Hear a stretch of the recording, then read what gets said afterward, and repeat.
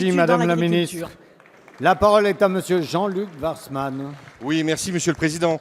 Ma question porte sur l'exil forcé à l'étranger de nombreuses personnes handicapées. Madame la Ministre, je souhaite attirer votre attention sur les difficultés de milliers de familles de notre pays dont un membre est handicapé. Permettez-moi un instant de citer quelques chiffres concernant mon seul département.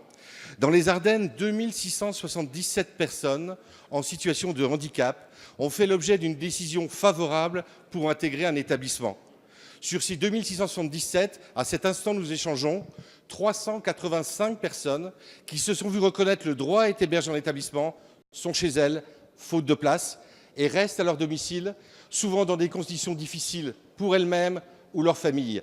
Un dernier chiffre, 152 personnes handicapées sont hébergées à l'étranger, faute de place dans notre pays. Revenons au niveau national. En 2015, l'assurance maladie a versé 170 millions d'euros et les conseils départementaux plus de 200 millions d'euros à des établissements à l'étranger, faute de place pour accueillir nos personnes handicapées. Vous comprendrez donc, Madame la Ministre, que j'ai deux questions à vous poser.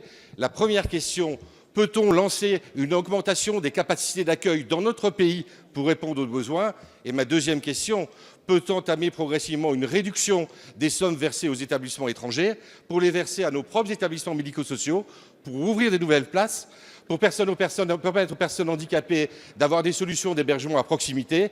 Et enfin, Madame la Ministre, cela permettrait aussi de créer de l'emploi dans nos établissements médico-sociaux. Je vous remercie. Merci. La parole est à Madame Ségolène Deville, secrétaire d'État chargée des personnes handicapées et de la lutte contre l'exclusion. Merci Monsieur le Président, Mesdames et Messieurs les députés, Monsieur le député. Je pense que sur le sujet du handicap, effectivement, nous pouvons tomber d'accord sur un certain nombre de constats. Le premier d'entre eux étant effectivement qu'un certain nombre d'enfants et d'adultes en situation de handicap n'ont pas de solution adaptée à leurs besoins à l'heure actuelle. C'est la raison pour laquelle ce gouvernement s'emploie à résoudre ces difficultés depuis maintenant 5 ans. Alors évidemment, il y a un premier élément qui est celui de créer des places. Et donc depuis 2012, il y a maintenant 19 000 places supplémentaires entre les établissements et les services pour enfants et adultes confondus. Mais créer des nouvelles places, ça ne suffit pas pour une raison simple. C'est que quand on crée des places, eh bien, on ne s'adapte pas forcément au handicap de chaque personne. Ce que je veux dire par là, c'est que toutes les personnes handicapées ne vont pas dans le même type d'établissement. Vous n'accueillez pas au même endroit un enfant autiste et un adulte avec une paralysie cérébrale. Donc il y a toute la question de l'adaptation à chaque personne.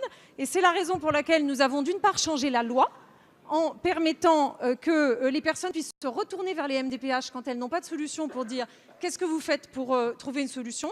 Et c'est aussi la raison pour laquelle nous changeons les pratiques des nombreuses administrations, MDPH, Agence régionale de santé, Éducation nationale, tous les services de l'État, mais aussi des associations gestionnaires d'établissements. Et concernant la Belgique, vous avez raison, c'est aussi la raison pour laquelle nous avons lancé un plan pour stopper les départs non souhaités en Belgique, qui se met en œuvre depuis progressivement 1 an, avec un mécanisme simple qui consiste à faire des extensions non importantes d'établissements et de services dans les endroits où il y a ces besoins-là et diriger vers les personnes qui en ont besoin à ce moment-là. Et donc, il s'agit principalement de personnes qui ont des troubles de comportement et qui ne trouvent pas de place dans les établissements près de chez eux. Donc, tout est fait justement pour résoudre ces situations. Et sachez que aussi bien les départements doivent se mobiliser sur cette question que le gouvernement. Merci.